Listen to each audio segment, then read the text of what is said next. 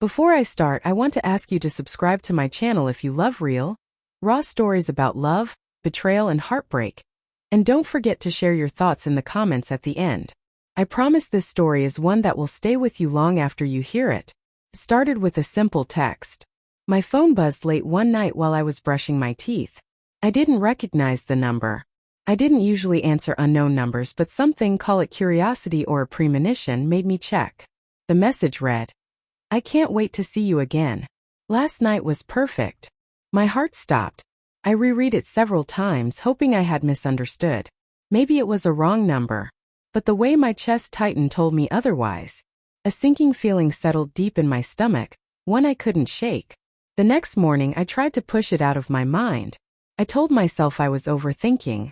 My husband, David, had always been attentive, loving, and steady, or so I thought. But as the days went by, small things began to prick at me like tiny, persistent needles. He started answering his phone in another room. Calls that he claimed were work-related lasted longer than seemed reasonable. Sometimes I'd catch him deleting messages too quickly, his fingers jerking away the second I approached. And there were sudden late nights at the office that felt off. First, I blamed myself. Was I being paranoid? Was I imagining things? Maybe I wasn't enough anymore. I replayed every argument, every criticism I'd ever made, wondering if some small flaw in me had driven him away. But deep down, a voice whispered that this feeling, this gnawing suspicion, was justified. The first concrete evidence came unexpectedly. I was doing laundry one Sunday afternoon and found a receipt tucked between the cushions of the couch. Not unusual on its own, except it was for a hotel, dated just a week prior, with a room charged to David's credit card. I felt a wave of disbelief, nausea, and rage all at once. My mind scrambled, trying to rationalize it. Maybe he had booked it for a colleague? Maybe there was a perfectly innocent explanation? But deep down I knew. That night I watched him more closely. His laughter felt forced. His touches felt calculated, almost guilty. I noticed how he'd check his phone constantly, how his eyes darted nervously whenever I entered the room unexpectedly.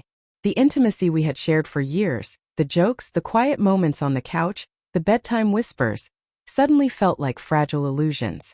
Then came the messages. I found them by accident on a laptop he thought he had left logged out. There it was. Dozens of conversations with someone named M. Flirtatious emojis, secret plans, confessions of desire. Lines like, "I wish you were here," and "I can't stop thinking about you," burned across the screen, making my stomach twist into knots. I felt frozen, unable to move, unable to breathe. Memories I had treasured, the vacations we took, the dinners we shared, the quiet mornings sipping coffee together, suddenly seemed like lies. Everything that had felt solid now felt fragile and false. The days that followed were a blur. I vacillated between confronting him and pretending everything was normal, hoping somehow I had misunderstood. But nothing could erase the truth etched into my mind. I felt rage, yes, but also grief so deep it made my limbs heavy, my voice hoarse from screaming in silence. Finally, I couldn't bear it anymore. One evening, I asked him to sit down with me. My voice shook even though I tried to keep it calm. "David, I know about M. I found the messages. The hotel. Everything." His face went pale. I saw guilt, fear, regret, all at once. He opened his mouth, hesitated, then finally spoke. I didn't mean for it to happen. I didn't plan to hurt you. I felt lonely, and I made a terrible mistake. I listened as he explained, trying to justify, trying to make sense of it. I could hear the remorse in his voice, but it didn't erase the betrayal. I wanted to scream, to cry, to beg him to undo what had been done. But there was no undoing. For weeks we tried to talk. I needed answers and he tried to give them. I asked about the small moments, the lunches he claimed were work meetings, the nights he said he was late at the office. Each confession felt like salt in a wound that wouldn't heal. My trust had been shattered, and nothing he said could rebuild it overnight. In the midst of that heartbreak, I started reflecting. I realized the relationship I had clung to for years, the one I thought was unshakable, was built on a foundation I had trusted blindly. I questioned myself, my choices, and my love. But slowly, I also began to understand something crucial. My self-respect, my dignity, and my capacity to demand honesty mattered more than clinging to a lie. There came a point when I had to make a decision. Continue to live in the shadow of betrayal, or step away to reclaim my life. One quiet morning I packed a small bag. When he asked why, I simply said, I need to find myself again. He tried to reach for me, but I withdrew. I didn't yell, I didn't slam doors. I just walked out, each step weighted with grief but also with clarity. For the first time in weeks, I felt like I had a choice, not between him and someone else but between my pain and my peace. Months passed. I learned to live again in the space betrayal had left behind. Some days the memories still cut like a knife.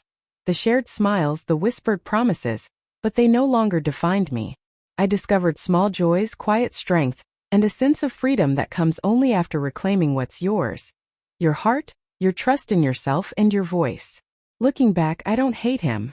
I don't even hate myself for staying as long as I did.